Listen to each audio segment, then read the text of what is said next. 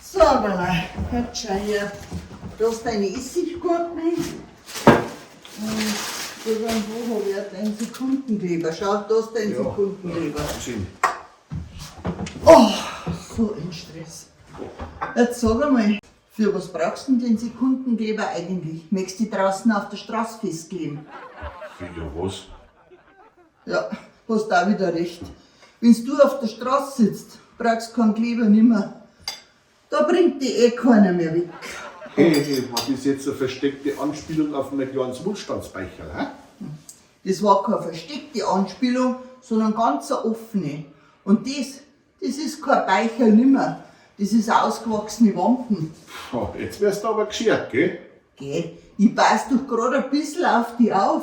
Schau, ich hab frische Galbium gekauft. Ideal zur Brotzeit und voller Vitamine. Ich weiß auch nicht, die armen Viecher. Da krieg ich jetzt direkt ein schlechtes Gewissen. Hä? Warum arme Viecher? Ja, mei, wie mir einer das ganze Futter wegfressen. Mein Depp.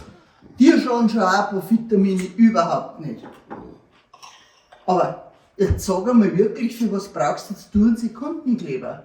Eigentlich wollte ich ja die große Blumenvasen von der Oma kleben, weil da ist der Henkel abgebrochen.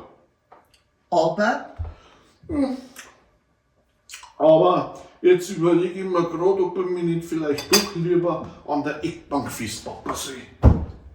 Ja, warum denn jetzt das? Ja, aus Protest.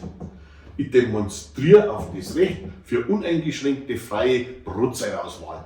Ja, sag einmal, spinnst denn du jetzt direkt? Geht's noch? Soll ich dir einen Kartoffelbrei bringen?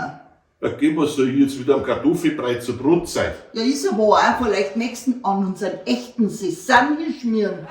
Geh, ich bin doch noch nicht ganz deppert. Bist du dir da sicher?